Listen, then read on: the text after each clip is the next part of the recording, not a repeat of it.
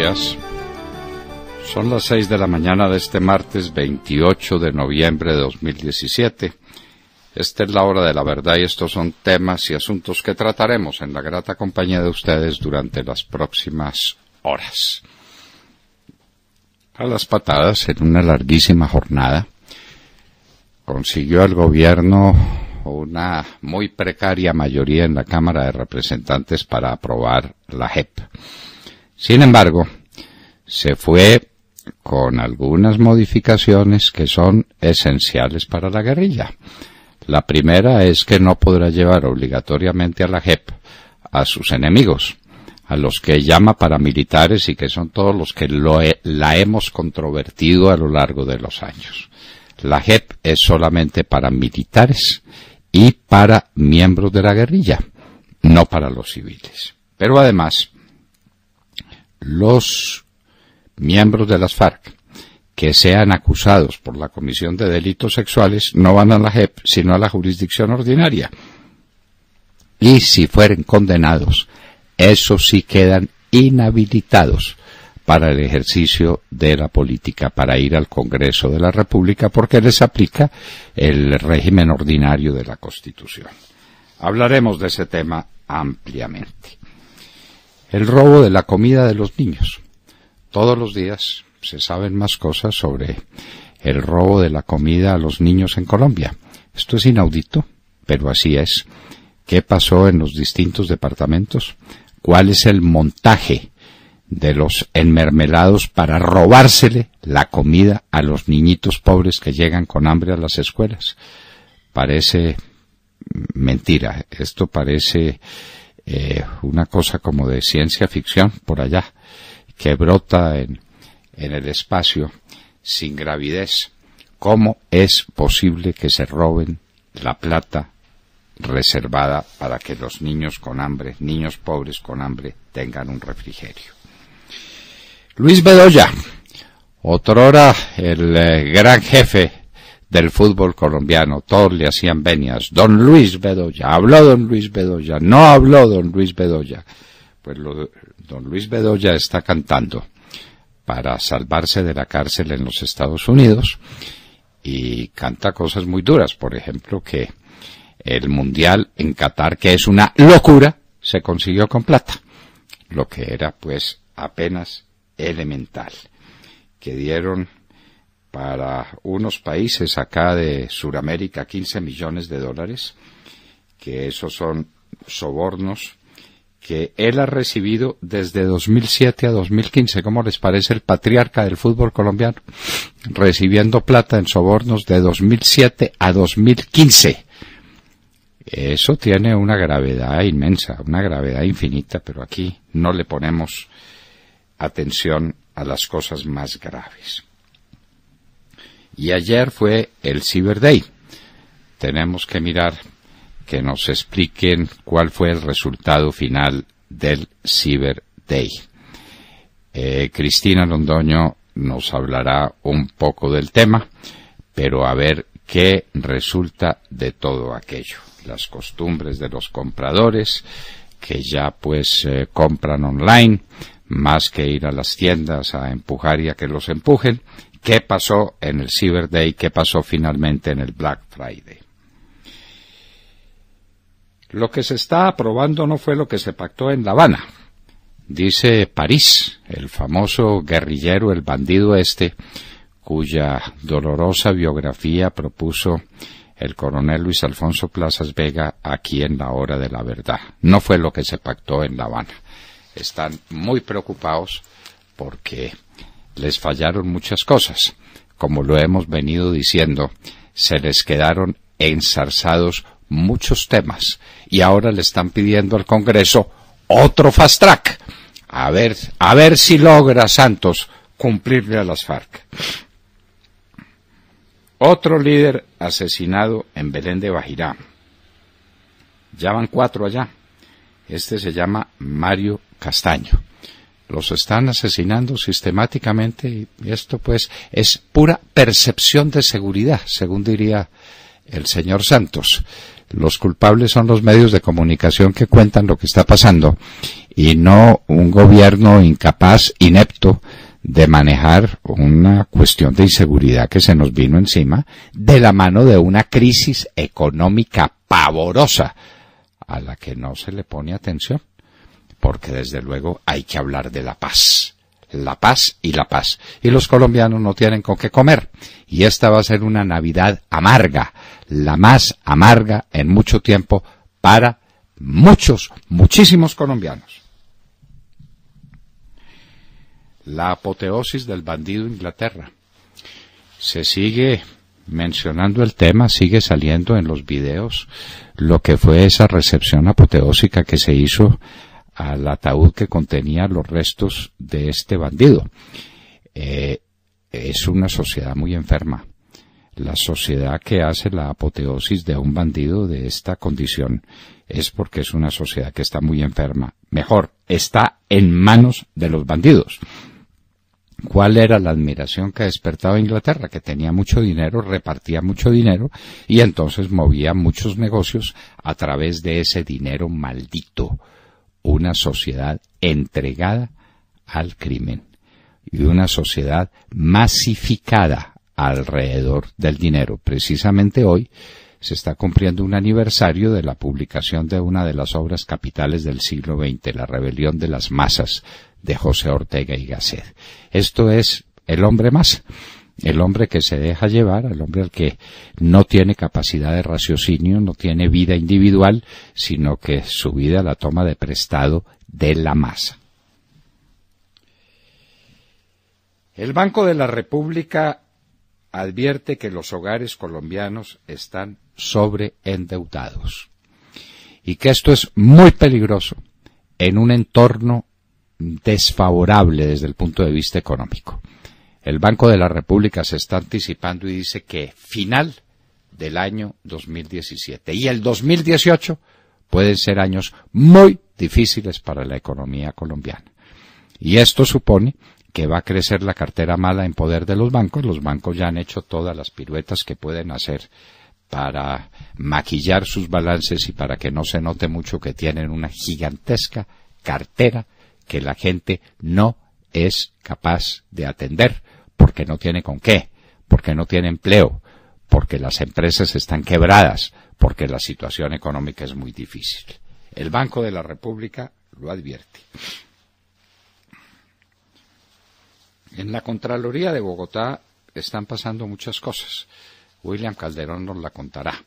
Este señor, salido de las entrañas del vargallerismo, llegó a la Contraloría de Bogotá y tiene calladitos a los concejales a punta de darles puestos. Entonces los concejales no hablan del Contralor porque el Contralor los vigila por una parte y por la otra porque están todos comprometidos con la feria de empleos que este hombre está ejecutando desde la Contraloría. Nómina paralela, dice el procurador, acusaciones por todas partes. ¡Qué puerca esta política colombiana! Fue capturada por sospechosa la esposa del dueño de Surtifruit. Ese fue un asesinato que conmovió al país. Un hombre muy meritorio, dueño de uno de los negocios más interesantes que hay para estimular la producción de frutas y verduras en el país, fue asesinado. Pues parece que la esposa tiene cartas en el asunto, desde luego en complicidad con su amante. Las elecciones hondureñas. Lo que se sabe hasta ahora, porque hay una enorme confusión, es que parece que tiene las de ganar un locutor deportivo, un locutor de fútbol. Dicen de centro izquierda. Eso quiere decir, eso significa que nadie sabe dónde está. Un locutor de fútbol, pues desde luego con excepciones que serían muy notables, está dedicado a su fútbol y sabe poco de política y de teoría política y no sabe ni dónde está el centro, ni dónde está la derecha, ni dónde está la izquierda. Él está dedicado a lo suyo. Pues un locutor de fútbol parece el nuevo presidente de Honduras. Dios mío. La Procuraduría amplía investigación por cartel de la toga. Entre ellas incluye a Liscanito, que habría dado una gruesa suma de dinero para no ser involucrado en ciertos delitos que se le imputan por allá con una cuestión de tierras en una estación de servicio, unos enredos que él tiene. Pero la Procuraduría le abre investigación al Lizcano y a otras personas menos conocidas porque parece que eso era una fábrica y que Moreno está contando cómo les caían encima a quienes estaban acusados de cierto tipo de delitos para que dieran plata y recibían a cambio la garantía de no ser acusados, de no ser condenados. Naufraga la reforma política. Eso ya definitivamente es un hecho. La reforma política no gustó. ¿Cuáles son los efectos que tiene el hundimiento de la reforma política? Eso en el fondo no era nada, ni era reforma política, ni era nada, pero había unas normitas previstas para favorecer a algunos partidos y a algunas personas para estas próximas elecciones. Y eso no pasó. ¿Quiénes son los damnificados por el hundimiento de la reforma política? Ya se los contaremos. Nuevo presidente de Zimbabue destituye a todos los ministros de Mugabe. ¿Será esto para cambiar de rumbo y para hacer una economía distinta? ¿O será esto para montar un nuevo sistema parecido al de Mugabe, pero con nombre distinto? Lo veremos. Un suicida de ISIS asesina 11 personas en las afueras de Bagdad. ISIS está limitada al ejercicio del terror, como el de Egipto, donde mató más de 250 personas en una mezquita, y ahora en Bagdad mata un atacante suicida de ISIS, mata 11 personas. El ministro de Finanzas de México, don José Antonio Meade, renuncia para aceptar la candidatura por el PRI, el Partido Revolucionario Institucional que gobernó a México como le dio la gana durante muchísimos años, desde el fin de la Revolución Mexicana hasta nuestro tiempo. Fox fue el primer presidente no del PRI, que se saliera de los lineamientos del PRI que fue elegido en México. José Antonio Meade pretende volver por los fueros del PRI, el actual presidente es otra vez del PRI. 5 años más de uso del glifosato se aprobó en la Unión Europea. Los ambientalistas dicen que eso es dañino para la salud y que debe suspenderse, pero en Europa finalmente aceptaron que el glifosato siguiera por 5 años más. En el único sitio donde está prohibido es en Colombia, porque en Colombia le hace daño a las culebras y a los micos en la selva cuando se fumigan con glifosato los cultivos de coca. Un cuento que se inventó el ministro de Salud al servicio de las FARC y al servicio del presidente Santos para que no hubiera aspersión aérea y para que nos llenáramos de coca.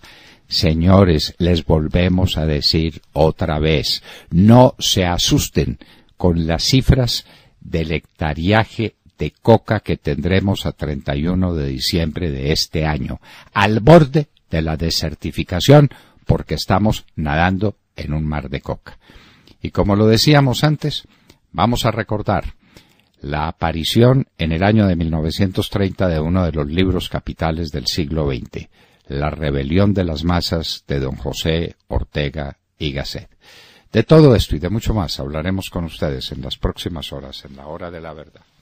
Recuerden amplificar nuestros diales en Colombia, 710 AM en Medellín, 1200 AM en Cali y 970 AM en Bogotá, de Radio Red de RCN. En Radio Sabana de Sincelejo nos amplifican a través de 1370 de la AM. Nos pueden también encontrar en Facebook y en Twitter. En Facebook tienen ustedes el Facebook Live para que nos escuchen en directo y también para que vean las noticias, nuestras entrevistas, la cultura, los deportes, la economía y todos los temas que son de su interés. Lo mismo a través de nuestra cuenta en Twitter, donde nos consiguen como @hora de la verdad. Y como siempre, recuerden que a través de nuestra página de internet nos pueden escuchar también en vivo y en diferido y nos pueden hacer llegar todas sus opiniones a través del chat. En esta dirección, www.lahoradelaverdad.com.co. Bienvenidos. 6 de la mañana, 17 minutos. Muy buenos días a todos. Iniciamos la mañana Y con esta noticia, el gobierno nuevamente, porque esto no es para nada nuevo, valga la redundancia, muestra que vive en estado de negación y no quiere ver lo que todo el mundo ve. A pesar de las duras críticas de la ONU, Amnistía Internacional e incluso el Consejo de Refugiados de Noruega, que habla de un altísimo y preocupante número de disidentes de las FARC que hoy aterrorizan y desplazan a poblaciones en Colombia, y eso lo dicen con números en la mano, el presidente Juan Manuel Santos le quita importancia y sale con sus propias cifras, con unas cifras irreales a las que el presidente Juan Manuel Santos no les da importancia en absoluto. Ayer, durante la instalación de la Semana de Seguridad Ciudadana, el jefe de Estado dijo que en otros procesos de paz en el mundo, el porcentaje de disidentes llega incluso al 15%, y en el caso de Colombia solo llega al 7%, señalando que el caso colombiano es uno de los procesos más complejos en el mundo, en el que se ha avanzado en un tiempo récord. Y por último, el presidente Juan Manuel Santos, Premio Nobel de Paz, culpó a los periodistas de la percepción de inseguridad que tienen los colombianos, asegurando que la culpa no es de la delincuencia que se tomó el país, sino de los medios de comunicación, que hablamos de eso todo el día. Y aseguró que los medios de comunicación colombianos han adoptado el síndrome de los noticieros locales de Estados Unidos, donde la inseguridad local es muy atractiva para conseguir mayor audiencia. Bueno, esto es una nueva teoría, ¿no? En definitiva, el gobierno cierra los ojos, se niega a ver el monstruo que tiene encima y, contradiciendo a la ONU, a Amnistía Internacional, culpa directamente a los periodistas de inventarse una película. ¿No les parece esto ya el colmo de los colmos? El colmo de los colmos, Montserrat, y esas estadísticas, ¿de dónde las sacará el presidente Santos? Ese es otro tema, ¿no? ¿De dónde saca su 7%? Claro. ¿Cuántos de los bandidos de las FARC se quedaron en las zonas de concentración? Entonces, cuando tienen que admitir la verdad, y la verdad se las dijo el monsieur Arnaud, el amigo de ellos, el que decía que había recibido todas las armas de las FARC y que eran 7.000. No recibió un pepino, le entregaron unos hierros viejos. Eso fue todo lo que le entregaron a Monsieur Arnaud, pero en ese momento Monsieur Arnaud era un héroe. Cuando dijo que se habían ido de las zonas de concentración los guerrilleros y que no quedaba sino el 40% de ellos, las mujeres y los niños, fue lo que dejaron allá. Y se fueron todos a lo que saben, a delinquir. Entonces dijeron, no, es que ellos pueden adelantar por su propia cuenta los programas de reinserción. Ellos se pueden ir a sus casas y pueden entrar a las universidades y pueden tener una vida nueva. Hágame el favor. Montserrat, se fueron de las zonas de concentración a delinquir, a sembrar coca, a extorsionar. El campo colombiano está otra vez en manos de los bandidos, con un respaldo increíble del pueblo. Lo que pasó en Carepa, con el cadáver, con el féretro de Inglaterra, uno de los peores criminales que había en esa zona, es para ponernos a reflexionar. Ese es el reflejo de la situación que vive el país en estos momentos, ¿no? Se la tomó, algunas partes del país se las tomó por completo el narcotráfico. Es así, ¿no? Esa ausencia total del Estado. Es muy grave lo que vimos en Carepa. Muy grave, gravísimo. Pues eso es lo que tenemos que mirar. Y aprovechamos el momento para decir que cometimos otra vez un desliz, o un disparate si ustedes quieran, diciendo que el gran cantante Alfonso Ortiz Tirado había terminado sus días recluido en un monasterio. No fue así. Quien entró en un monasterio fue José Mojica, gran figura de la canción lírica romántica de Latinoamérica. No el doctor Ortiz Tirado, un médico con una voz preciosa que trató inclusive a personajes como Frida Kahlo y como Agustín Lara cuando fue herido en una casa de citas en la cara. Hacemos pues esta corrección, aceptamos que nos la hagan, agradecemos a la persona que nos hace este llamado de atención, Rafael Eduardo Andrade, y les decimos a ustedes que Ortiz Tirado no entró nunca a un monasterio, que fue José Mojica. Muy bien. Entonces ahora sigamos con las noticias de la mañana. William Calderón. Doctor Londoño, buenos días Colombia, gracias por invitarnos a sus hogares y a sus vehículos. Hoy es martes 28 de noviembre del año 17. Faltan 252 días para que terminemos con el más corrupto y asqueroso gobierno de la historia de Colombia. El Contralor de Bogotá, Juan Carlos Granados, ha estado en el ojo del huracán por el famoso contrato que le dio esa entidad pública a Yara Malo, la hija del suspendido y conocido como el hombre malo de la corte, involucrado en el escándalo del denominado cartel de la toga. La propia hija de Malo está en líos penales por cobrarle porcentajes de su sueldo a personajes de la Fiscalía. Noticias 1 encontró un contrato que el mismo Contralor Granados le dio a Yara Malo en su condición de gobernador de Boyacá.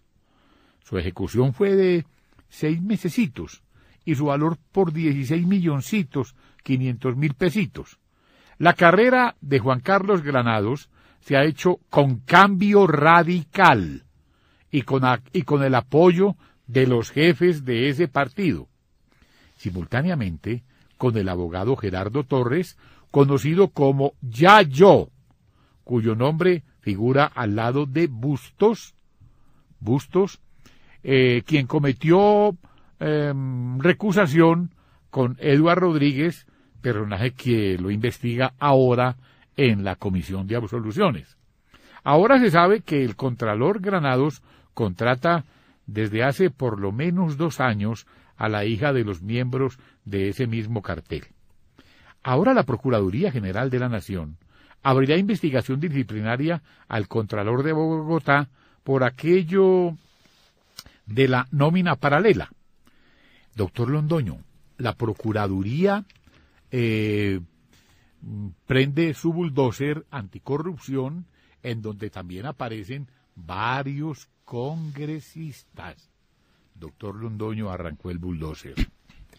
Bueno, la pregunta es, ¿cuántos billones de pesos controla el Contralor de Bogotá? Dios mío. Este personaje, que no tiene ningún sentido de la moral, de la ética, que contrata a los amigos de los magistrados para poderlos neutralizar, que tiene nómina paralela, ¿cuántos billones de pesos controla? La platica de Bogotá, controlada por un personaje así, ¿cómo le parece? Averígüelo, Vargas. ¿Cómo le parece a usted? ¿Cómo le parece a usted?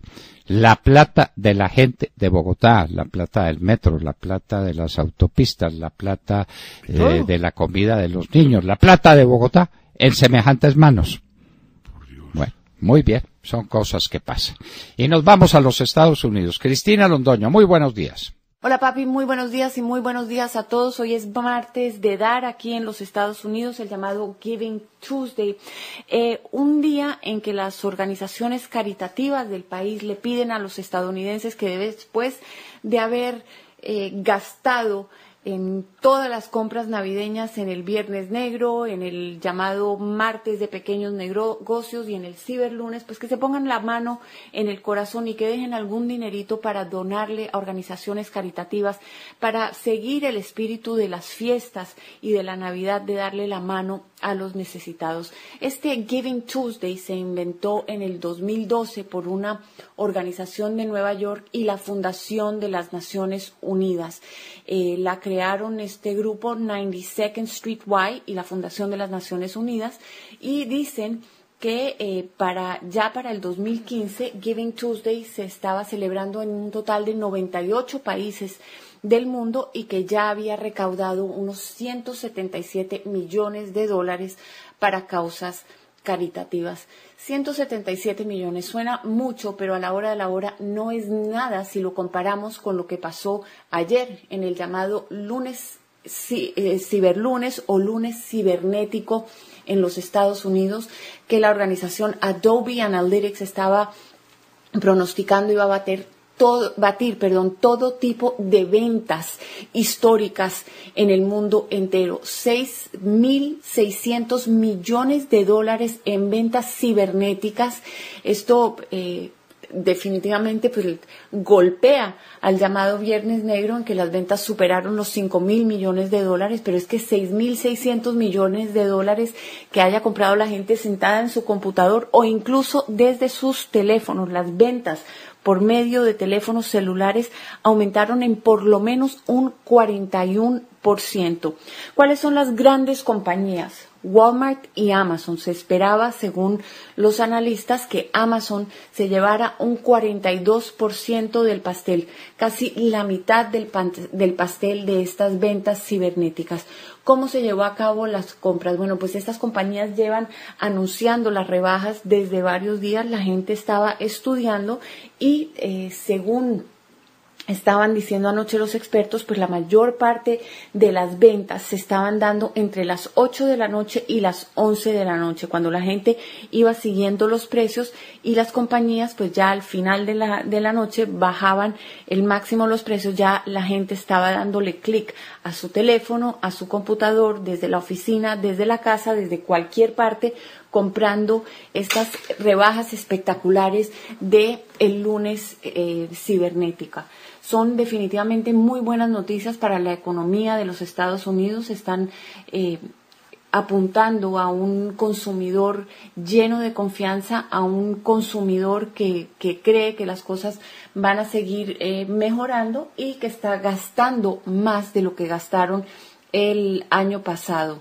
¿Qué promete Amazon, que es ahora la reina máxima de las ventas cibernéticas? Bueno, está estudiando todo tipo de nuevos programas. Uno de ellos, por ejemplo, le venden a los consumidores aquí en los Estados Unidos una cámara especial y una aplicación especial para que cuando los repartidores vayan a llevar los paquetes a la casa, pues uno por su teléfono está en contacto con este repartidor y el repartidor tiene la posibilidad de que le llega un código a su teléfono, abre la puerta de su casa y le deja el paquete adentro de la casa para evitar que haya robos. Esto es un plan que ya está en marcha, es solamente para la gente que tiene el programa de ventas de Amazon Prime, pero cada vez la compañía pues con nuevas maneras de hacer las reparticiones para seguir posicionándose como número uno en el mercado. Su gran rival, número 2, Walmart, también sigue así, con unas ventas espectaculares en estos lunes cibernéticos. Y bueno, vamos a ver qué más récords se batieron en el día de ayer en la medida en que sigan entrando los números. Pero por ahora sí les podemos decir que por primera vez en la historia, en esta temporada, las ventas por computador, las ventas en línea, están superando por un margen bastante considerable a las ventas en las tiendas. Muy buenas noticias para las compañías de ventas en línea, pero no para los centros comerciales a los que estamos acostumbrados y los que siempre hemos conocido. Es lo que tengo por el momento. Ahora regreso contigo al estudio, papi. Que tengas muy buenos días y muy buenos días a todos. ¿Cómo les parece a ustedes el cambio de ritmo de vida? En lugar de salir corriendo para entrar a un almacén y comprar las cosas baratas, hacerlo por teléfono, hacerlo por computador, hacerlo por internet, hacerlo online. Parece que las ventas del ciberlunes, que las ventas electrónicas superan las ventas que se hicieron a pie, caminando por entre los centros comerciales. Definitivamente un mundo nuevo, un mundo distinto. Demar Córdoba. Doctor Fernando, compañeros de la mesa, oyentes de la Hora de la Verdad, muy buenos días. Así quedó la JEP en su último debate. Como era previsible, la plenaria de la Cámara de Representantes anoche le dio trámite en último debate a la ley estatutaria para la Jurisdicción Especial para la Paz, luego de más de 10 horas de discusión, donde el gobierno y las FARC se opusieron a cambios fundamentales, como excluir a la guerrilla de la jurisdicción por toda clase de delitos contra los niños reclutados por ese grupo terrorista, como lo propuso la representante a la Cámara, Margarita María Restrepo, por el Centro Democrático. Restrepo recordó que los delitos como el reclutamiento de niños, niñas y adolescentes, el secuestro, la esclavitud, la utilización, el aborto y la anticoncepción forzada no pueden desconocerse como prácticas generalizadas y sistemáticas en el marco del terrorismo de las FARC. Lo más importante fue que aunque hubo la oposición de partidos de izquierda para que las FARC fueran excluidos de la Justicia Especial para la Paz, el partido de la U obtuvo mayoría con 98 votos a favor para sacar adelante y sacar de la JEP definitivamente a todos los terroristas de las FARC vinculados con delitos sexuales contra niños. También quedó aprobado que los terroristas que incumplan con el compromiso de decir verdad o no volver a delinquir saldrán inmediatamente de la Jurisdicción Especial para quedar en manos de la justicia ordinaria. Se aprobó que agentes del Estado y terceros civiles no tendrán que rendir cuentas ante la Justicia Especial para la Paz como lo pretendían los guerrilleros que buscarían de esta manera judicializar a todo el país, entre ellos, recuerdo, a los empresarios, a los periodistas, a los ganaderos, a los profesores y a todo aquel que se oponga a su proceso de impunidad. Los terroristas de las FARC que sigan delinquiendo con extorsión, narcotráfico, homicidio, reclutamiento, entre otros, quedarán también por fuera del mencionado tribunal. Los terroristas que sean condenados a prisión efectiva y que estén ocupando alguna de las curules en el Congreso, esas 10 que le regaló el presidente Santos, deberán dejar su puesto para ir a cumplir su pena privado de la libertad. Contrario a lo que pretendía la guerrilla de las FARC, sus víctimas sí podrán acudir ante la JEP y podrán ser escuchadas y tenidas en cuenta en los procesos y recibirán protección especial del Estado. Por último, y no menos importante, doctor Fernando, las inhabilidades para los magistrados de la JEP se mantienen como venían en la ponencia original, es decir, serán las mismas que tienen hoy magistrados de las altas cortes en Colombia. Y quienes se sometan a la JEP podrán recusar a los magistrados que estén conociendo de los procesos. Lo mismo que los magistrados de ese tribunal también tendrían la posibilidad de declararse impedidos para conocer de algún caso en la medida en que tenga injerencia, haya conocido de este con anterioridad. Este es un tema que realmente ha logrado conquistar el Congreso de la República, porque recuerde usted, pretendían los magistrados de la JEP no tener ningún régimen de inhabilidades o incompatibilidades para poder juzgar a los que se presentaran a esa jurisdicción. Ahora veremos qué sucede en la conciliación de esta ley estatutaria, donde prometen los amigos de la paz con las FARC introducir cambios necesarios para que los terroristas no se quejen tan amargamente como lo están haciendo desde anoche. Se están quejando mucho, están diciendo que eso no fue lo acordado en La Habana.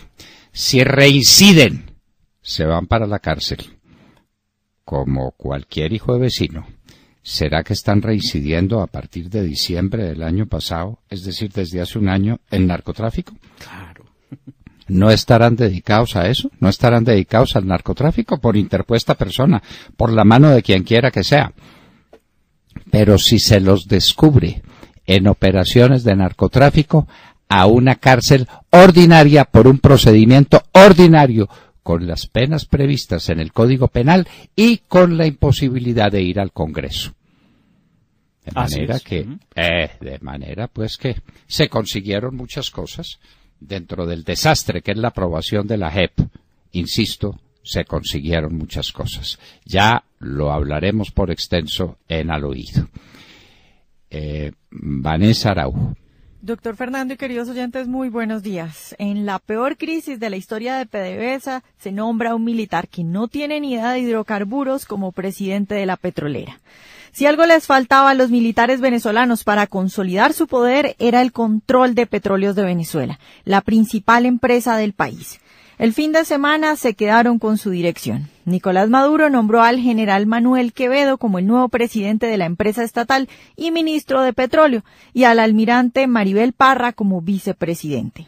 De este modo, una vez más, Maduro asegura el respaldo de las fuerzas militares, entregándoles uno de los más importantes ministerios para así blindar su permanencia en el poder.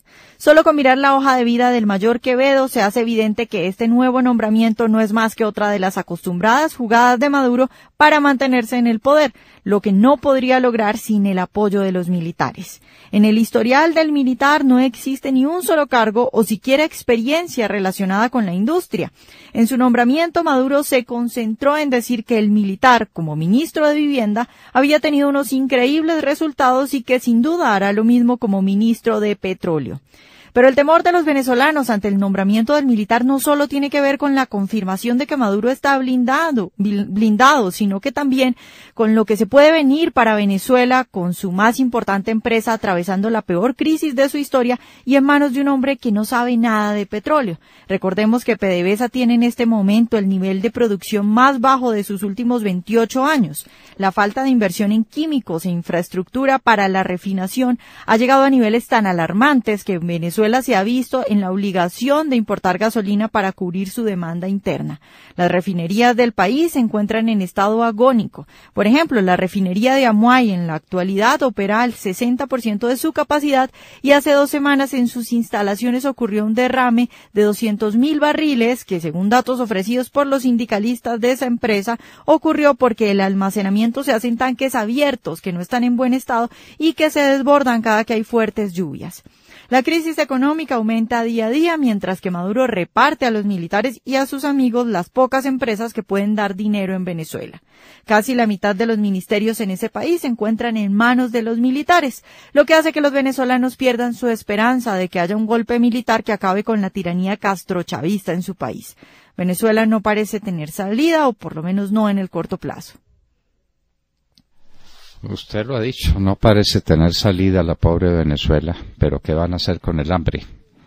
Es que a punta de nombramientos y de declaraciones la gente no come, y la gente en Venezuela tiene hambre, y los niños se están desarrollando con retardo mental y con retardo físico porque no tienen comida oportuna.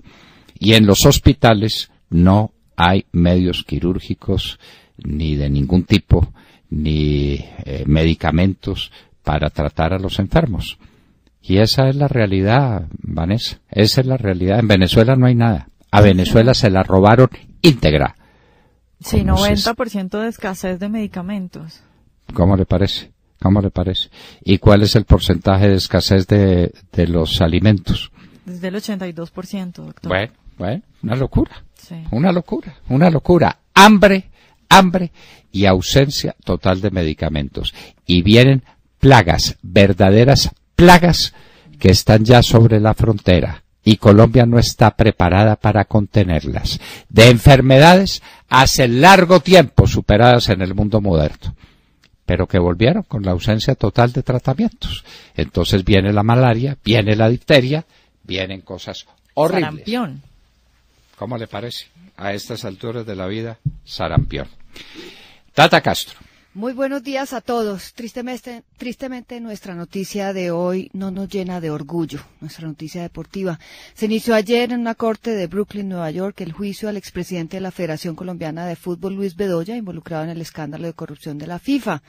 La declaración de Bedoya se conoció gracias al periodista Ken Bessinger, quien desde la corte reportó ayer aparte del testimonio del colombiano. Tal como se esperaba, el exdirigente deportivo reconoció que recibió sobornos desde 2007 hasta 2015, entre ellos una suma de dinero de $1 millón de parte de la empresa argentina de marketing deportivo llamada Full Play, propiedad de Marino Hinkins.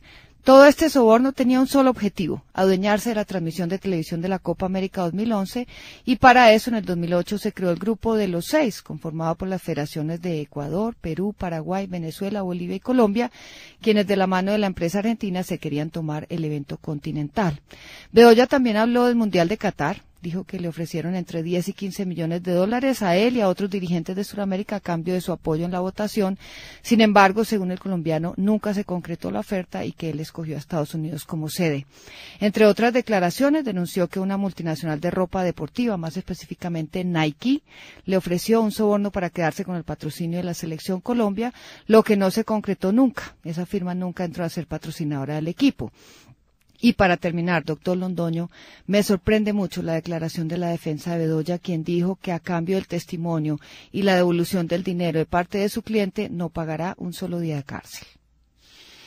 Yo no solo, eso se llama principio de oportunidad en los Estados Unidos, eso está vigente desde hace rato, pero qué vergüenza, ¿no? Recibiendo plata entre los años 2007 y 2015.